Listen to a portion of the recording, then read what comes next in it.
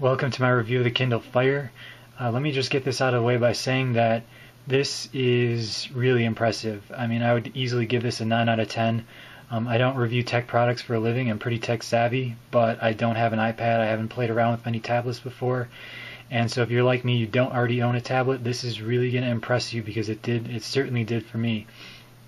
Just starting out, the construction of this thing, I mean, it's solid. It definitely has a very solid feeling.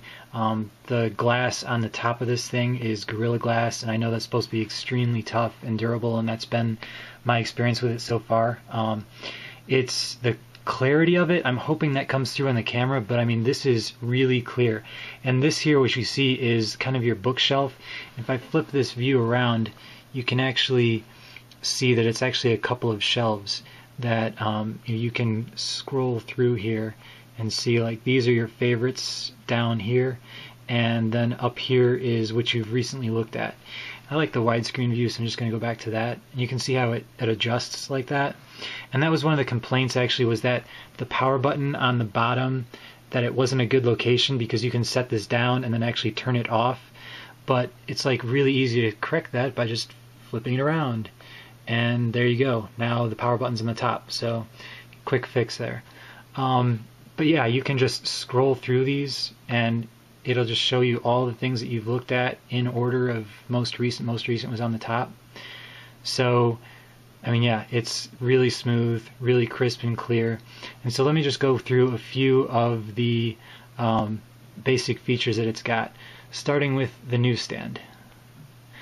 And right there, I got a Men's Health and a USA Today, so you can take a look at a magazine first. This is probably the thing that it does the worst, actually, is viewing magazines, because the screen is just too small.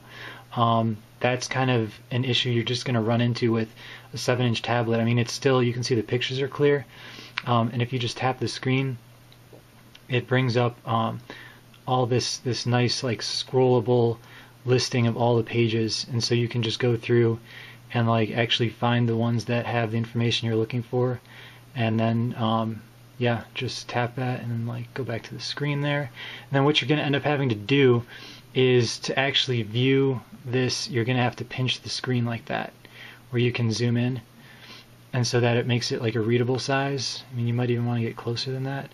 And for this magazine, like, I noticed this view seemed to be a little bit, yeah, easier to get clearer pictures and stuff. So then you just pinch again to zoom out. So, and then again, just tap the screen anywhere to bring up this menu, where you can now click on the home button to go back to this screen here. And then let's take a look at a newspaper. And this actually does newspapers really well. The text is, like, immediately clear and readable. So you can just, it says here that you're at the front page. You can go through this. I mean, just tap an article and take a look. I mean, immediately it's really clear. This, like, has, you know, no problem reading that. You don't even have to adjust anything.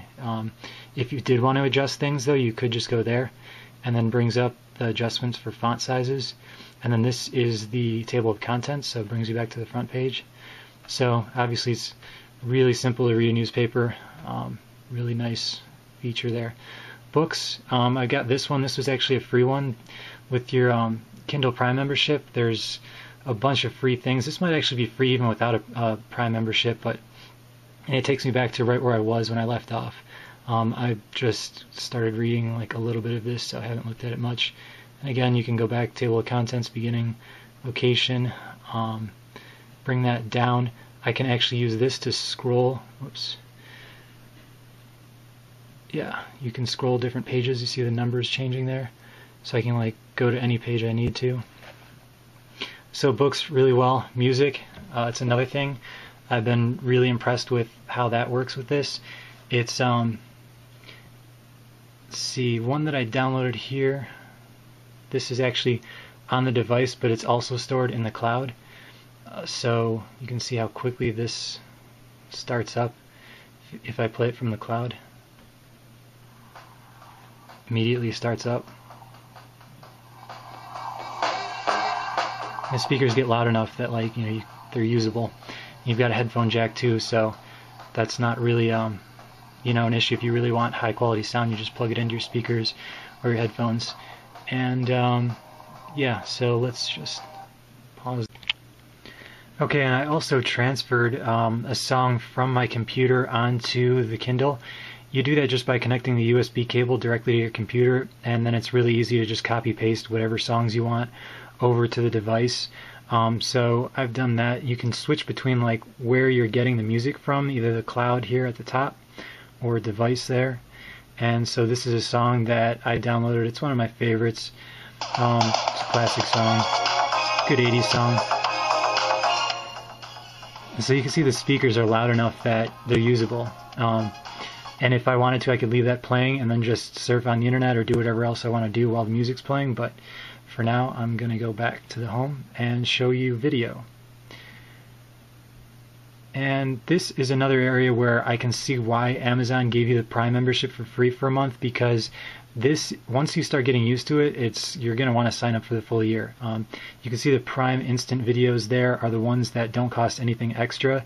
And you go down here, and these are some of the newer releases starting at $2.99, and then some of the premium TV shows that are $1.99 an episode. And so I'm just going to show you the quality of this video and how quickly it loads. You can see all these are all movies here that are included with the Prime membership, so they don't cost anything extra. And so I'll just like pick one. I mean, Basic Instinct is probably a good one to try out. Take a look at that, but I misclicked there. I guess we'll watch this one instead. This here, you just click Watch Now, and it starts up. And watch how quickly this starts loading. And there it goes. I mean, that was like 5-10 seconds max, and it's already starting up. So you can see the speakers plenty loud enough.